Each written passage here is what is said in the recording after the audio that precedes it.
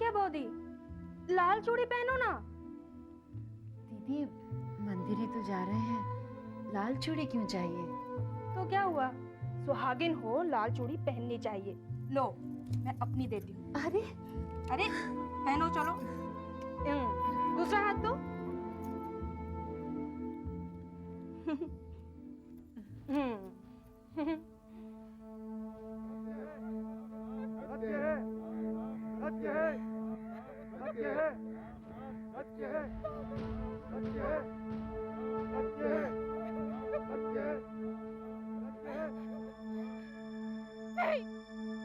तू हमारे साथ साथ क्यों चल रही है? मेरे भाई को खा के जी नहीं भरा तेरा है? अब हमको भी विधवा बनाने आई है तू? बोला था ना तेरे को, बोला था ना कि तेरी परछाई भी 13 दिन तक हम पर नहीं पड़नी चाहिए। चल हट, जा। थू, मनहूस कहेगी, जा यहाँ से, जा।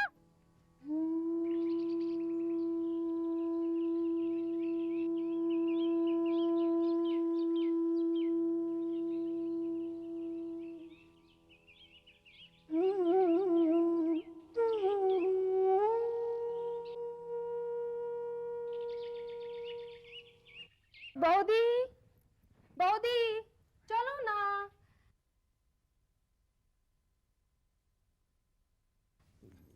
बौदी तुम भी।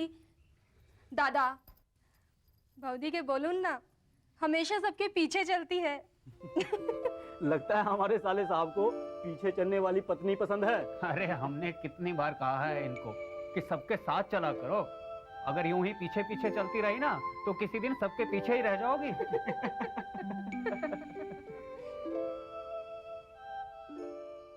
अतीत की मुस्कुराहट को सविता के वर्तमान ने जैसे टस लिया था। उसके हिस्से का सूरज हमेशा हमेशा के लिए ढल चुका था। एक ही पल में अपने पराये हो गए थे। रिश्तों के साथ साथ नजरें भी बदल चुकी थीं।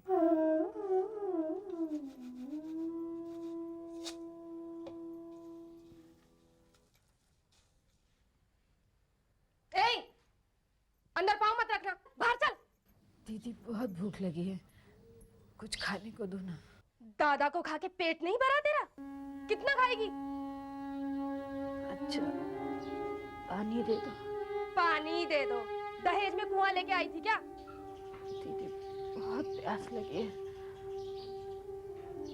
2 दिन से कुछ खाया भी तो नहीं। लेकिन फिर भी जिंदा तो है ना? कब मरेगी? किसी के साथ भाग क्यों नहीं जाती?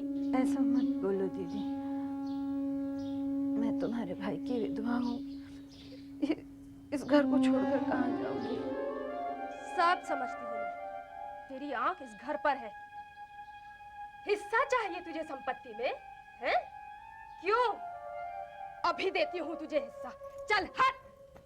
दीदी चल, चल, हिस्सा चाहिए तुझे?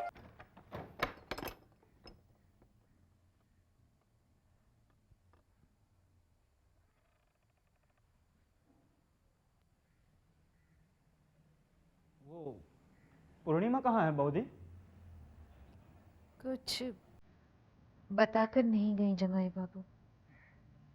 कोई बात नहीं, एक गिलास पानी मिलेगा बौदी? वो मैं भूल गया था, पूर्णिमा ने मना। खैर छोड़ो, मैं खुद पी लूंगा।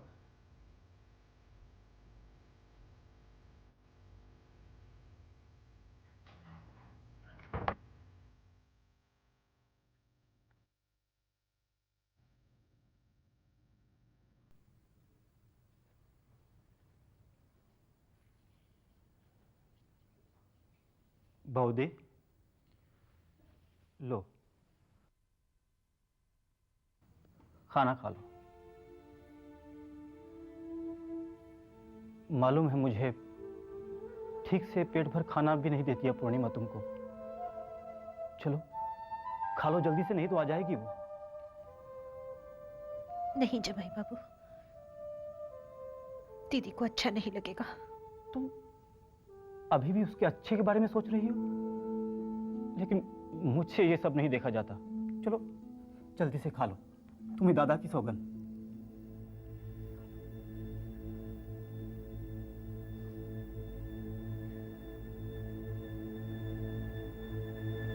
अच्छा,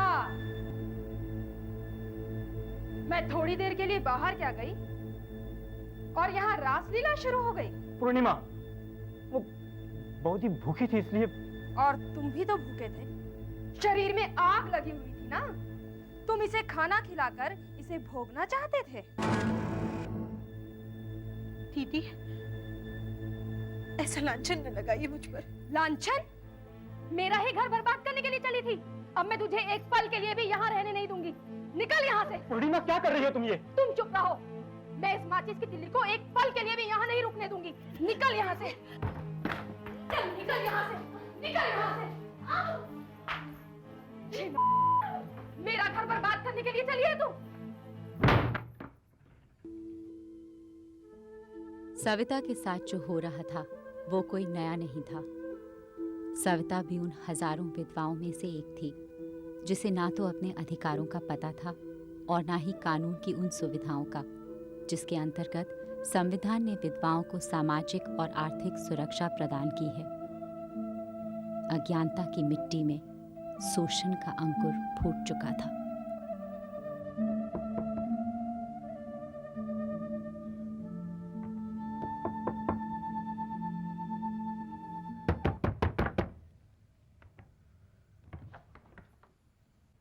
क्या है? मुझे अंदर आने दो ना। और कहाँ जाऊंगी मैं? ठीक है, लेकिन जैसा मैं कहूंगी वैसा करना होगा। करूंगी दीदी, जैसा कहोगी सब करूंगी दीदी। ठीक है, अंदर जा।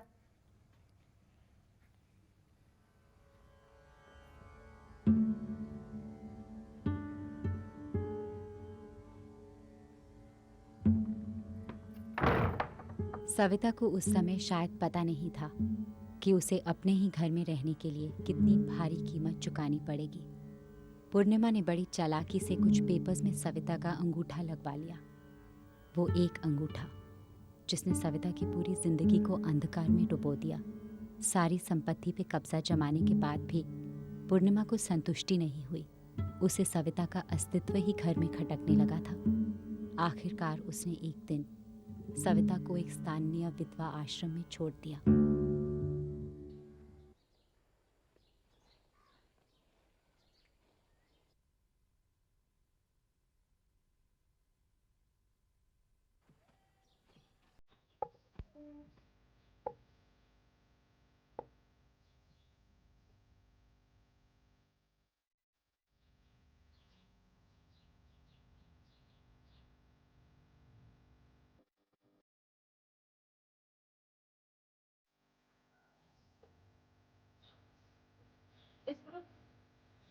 इनका सामान लो। ले जाओ।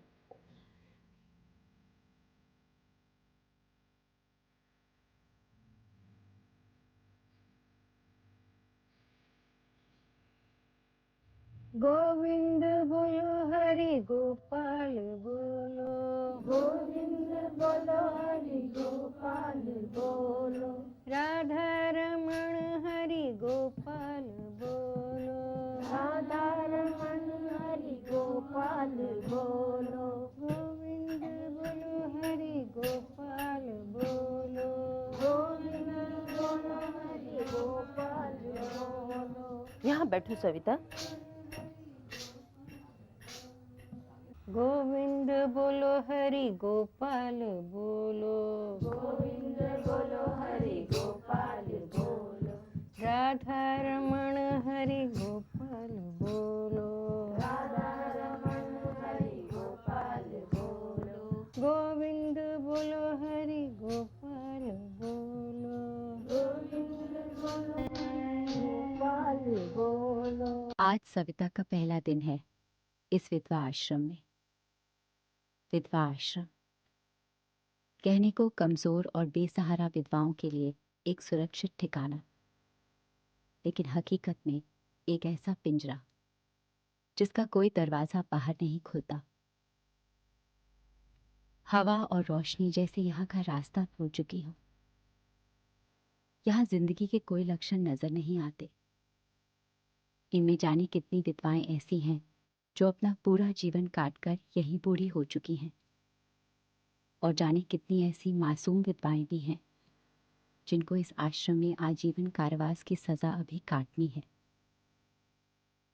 इनको अब किसी का इंतजार नहीं, किसी से उम्मीद नहीं। अपनी लाश को अपने ही कंधों पे ढोती इन विधवाओं का अतीत है, वर्तमान है, लेकिन शायद कोई भविष्य नहीं।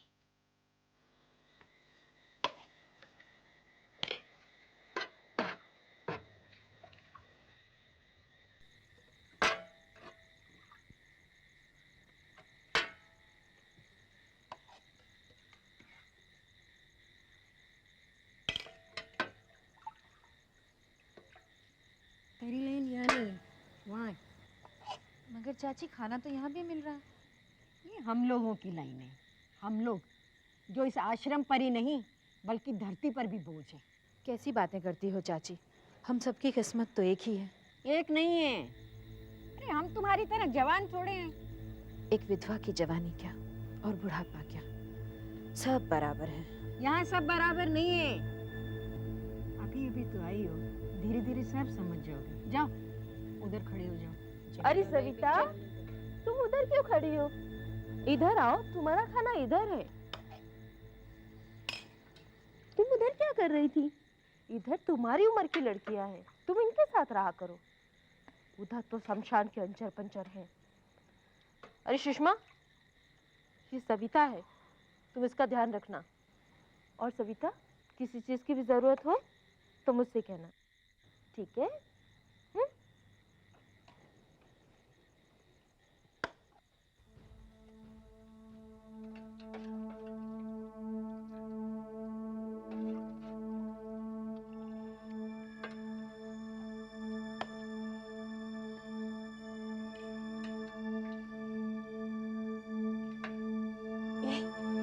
थोड़ी दाल देना।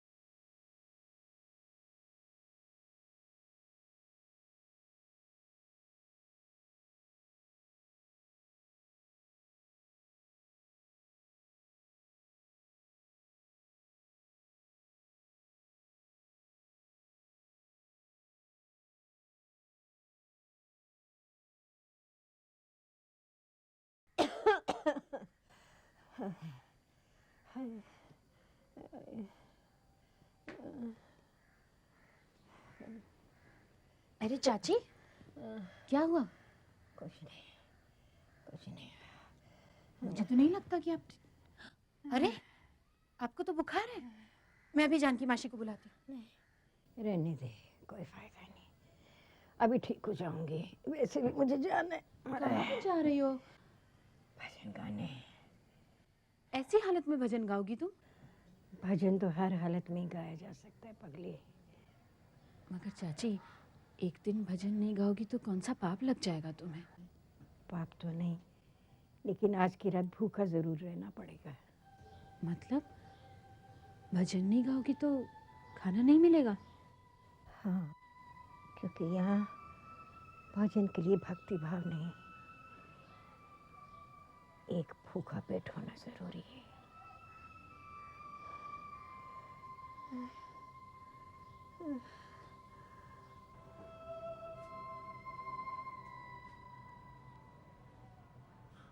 अरे, तू अभी तक सोई नहीं? नहीं, बस वो कुछ काम था मुझसे मासी। मेरी पहचान के एक स्वामी जी आए हैं। उनके बहुत उपकार हैं हमारे इस विधवा आश्रम पर। उनका कोई धार्मिक कार्यक्रम है जिसके लिए उन्हें एक विधवा चाहिए भजन गाने के लिए। मैं सोच रही थी कि तुझे भेज दूं। मैं? मगर मासी, मैं तो अभी सीख रही हूँ। अरे मैंने तो सुना है तू बहुत अच्छा सीख गई है। अच्छा तू एक काम कर, जल्दी से मुंह हाथ धोकर मेरे कमरे में आ जा। स्वामी जी वहीं बैठे हैं, ठीक है?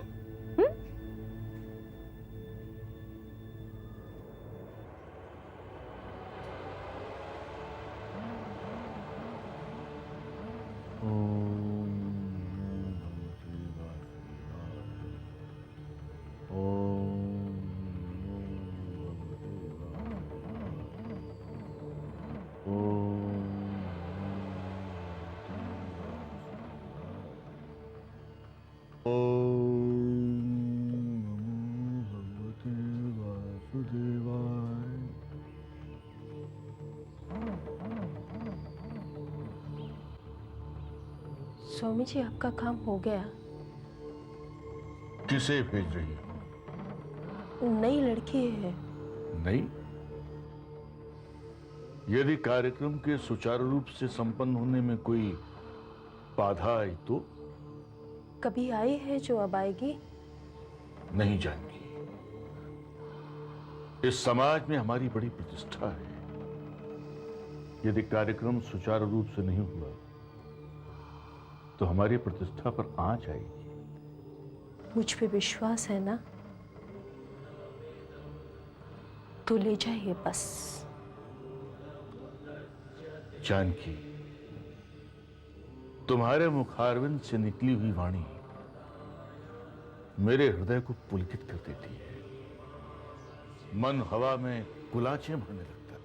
संभवतः बार बार मैं इसीलिए तुम्हारे द्वार पर आता हूं। सुखी रहो।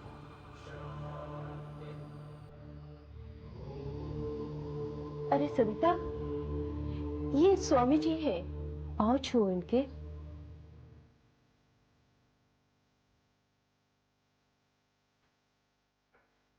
सुंदर, अति सुंदर।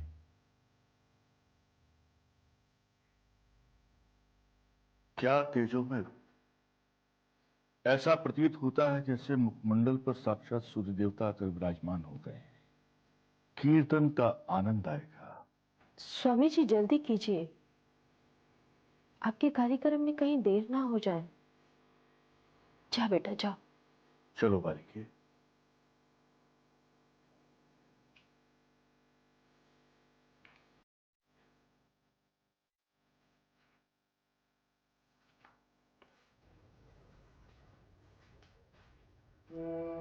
स्वामी जी ने पैसे दिए हैं लड़की के लिए।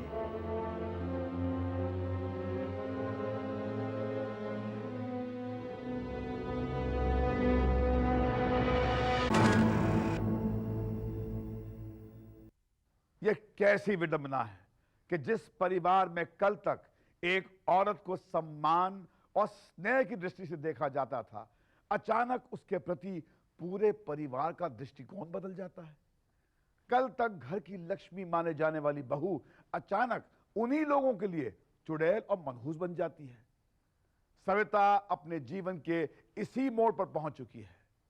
अगले हफ्ते हम उसकी जिंदगी का अगला अध्याय देखेंगे कि इस पुरुष प्रधान समाज में उसकी भूमिका और स्थान क्या है।